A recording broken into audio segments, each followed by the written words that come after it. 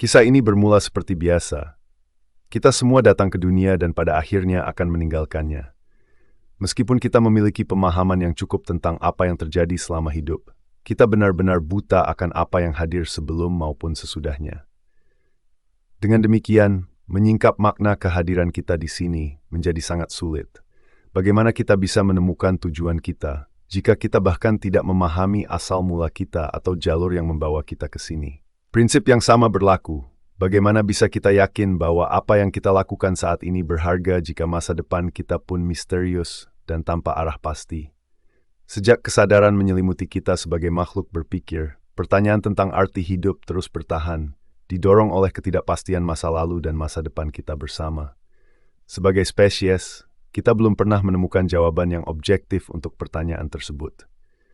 Namun demikian, banyak dari kita berlindung dalam berbagai filsafat demi mengurangi atau setidaknya meredakan keresahan yang timbul darinya.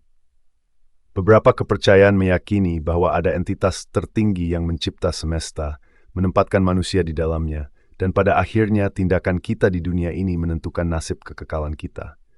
Bagi sebagian orang, kasih di antara sesama, baik keluarga maupun teman, adalah esensi hidup. Sementara yang lain percaya bahwa keberadaan itu sendiri sudah cukup sebagai pembenaran untuk tetap bertahan. Bagi kaum nihilistik, hidup tidak memiliki tujuan. Perasaan baik dan buruk, tindakan maupun penderitaan, semuanya dianggap tidak ada artinya.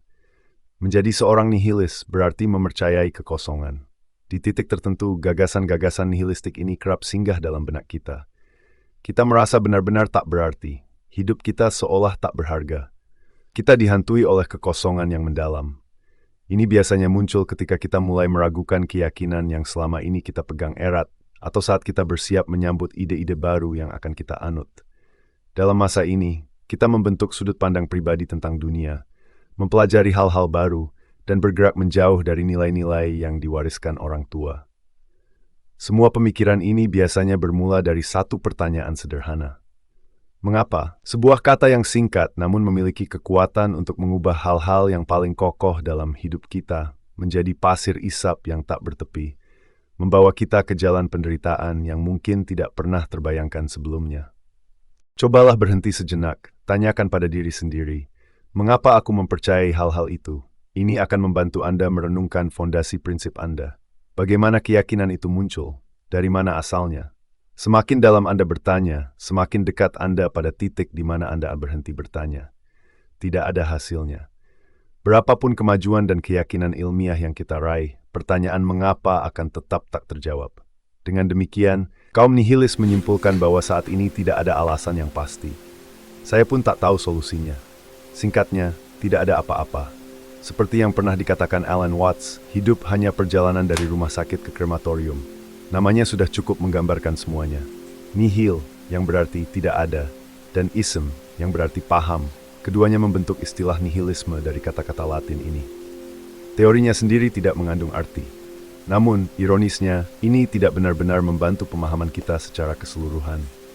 Nihilisme seringkali keliru diidentifikasi dengan pesimisme, padahal keduanya berbeda. Pesimis membayangkan skenario terburuk, pandangan hidup dan kosmos yang penuh dengan ketidakberdayaan. Mereka percaya bahwa kejahatan pada akhirnya akan menang melawan kebaikan. Namun, pesimis tidak sepenuhnya kehilangan harapan. Mereka percaya bahwa masih ada kebaikan di dunia.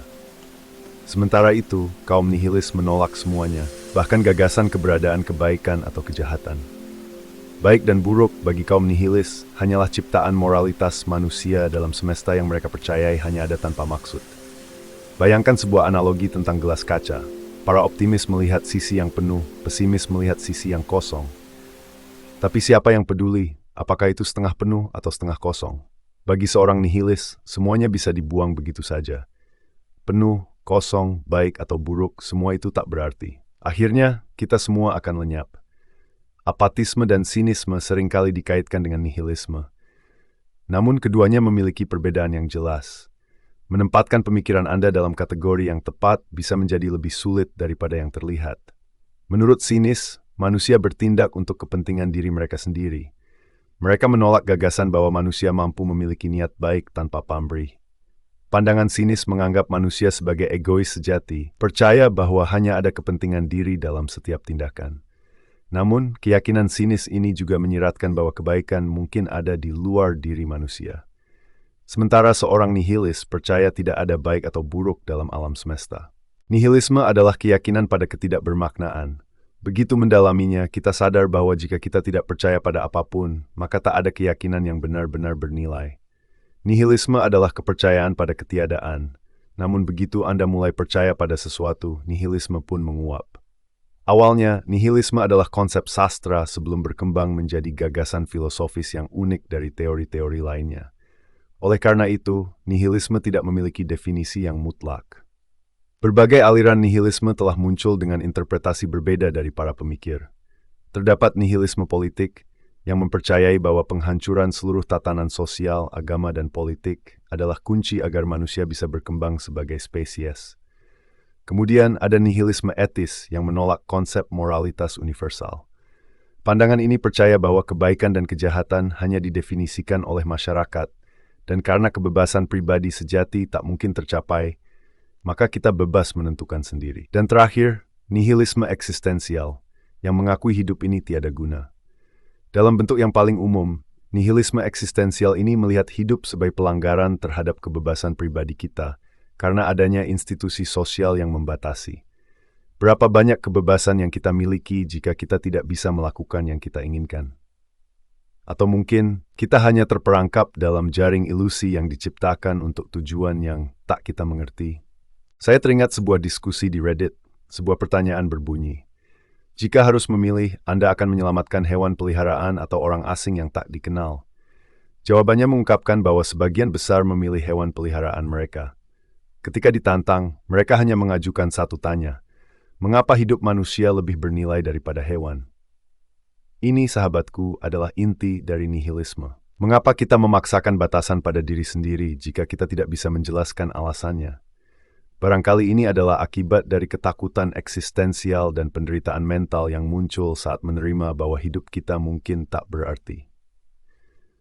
Coba renungkan sejenak. Coba sadari bahwa seluruh pencapaian ilmiah, keajaiban teknologi, penjelajahan luar angkasa, dan semua pencapaian manusia mungkin sia-sia jika hidup benar-benar tanpa arti. Sifat realitas ini cukup absurd sehingga kita tak perlu memahami segalanya. Hingga pada suatu saat, ketika kita mulai melihat melampaui horizon yang tak terbaca, nihilisme menyusup perlahan-lahan ke dalam hati kita. Kita mulai mempertanyakan keyakinan yang selama ini kita jaga erat-erat, mengurai setiap kata, setiap kebenaran, hingga tak lagi bersisa. Mengapa menjadi mantra yang terus mengiringi langkah kita, menghantui setiap gagasan yang coba kita pegang? Selayaknya ilusi, keyakinan yang dulu kokoh kini terasa rapuh, seakan tersusun dari debu halus yang melayang dalam ruang kosong. Tidak ada jawaban pasti, hanya keheningan yang kian meluas seiring kita merangkak lebih dalam. Sejauh apapun kita mencari, pertanyaan tetap bertahan, menggantung seperti bayangan yang tak ingin pergi. Pada akhirnya, kaum nihilistis memilih menerima ketidakjelasan ini. Mereka merengkuh ketiadaan dengan tangan terbuka, seolah mengatakan bahwa hidup hanya sebatas perjalanan dari kelahiran menuju kematian, dari tempat asal menuju takdir tak berujung. Seperti kata Alan Watts, hidup ini hanyalah sebuah lintasan singkat, dari rahim ke krematorium, dari awal hingga akhir yang tak pernah benar-benar kita pahami. Filsafat ini, meski hampa, menawarkan cara baru untuk melihat dunia. Nihilisme tak memberikan jawaban, namun ia menawarkan kebebasan. Kebebasan dari beban ekspektasi, dari tuntutan untuk menemukan makna di balik setiap penderitaan. Bagi kaum nihilis, baik dan jahat hanyalah produk dari moralitas manusia yang rapuh, ilusi yang kita bangun demi memberikan struktur pada semesta yang sebenarnya tak peduli. Ada pula analogi gelas yang mereka gunakan. Bagi para optimis, gelas itu setengah penuh. Bagi para pesimis, ia setengah kosong. Namun bagi kaum nihilis, gelas itu sendiri tak memiliki arti. Penuh atau kosong, gelas itu tetaplah gelas, tak ada bedanya. Satu hari kelak, kita semua akan lenyap seperti debu yang dihembus angin, hilang dalam kekosongan. Seiring waktu, konsep nihilisme berkembang menjadi berbagai bentuk. Nihilisme politik menginginkan kehancuran semua struktur sosial, agama, dan politik yang ada untuk memberi ruang bagi manusia berkembang tanpa batas. Nihilisme etis, di sisi lain, menolak adanya prinsip moral yang universal. Sementara nihilisme eksistensial, yang paling umum dipegang, menegaskan bahwa hidup ini sama sekali tak memiliki makna atau tujuan. Kaum nihilis percaya bahwa kebebasan sejati hanya bisa ditemukan dengan melepaskan semua kepercayaan yang membatasi diri kita. Malam itu, dalam keheningan dan gelap, sebuah pertanyaan muncul di Reddit yang tak sengaja kubaca. Apakah kamu akan menyelamatkan hewan peliharaanmu atau seorang asing yang tak dikenal jika diberi pilihan? Ternyata, mayoritas memilih hewan peliharaan mereka. Ketika dipertanyakan mengapa, tak ada yang bisa memberikan jawaban pasti. Itulah inti dari nihilisme. Mengapa kita menetapkan batasan-batasan ini jika kita tak bisa menjelaskan alasan di baliknya? Pada akhirnya, kerap kali ketidakpastian menjadi satu-satunya jawaban yang kita miliki.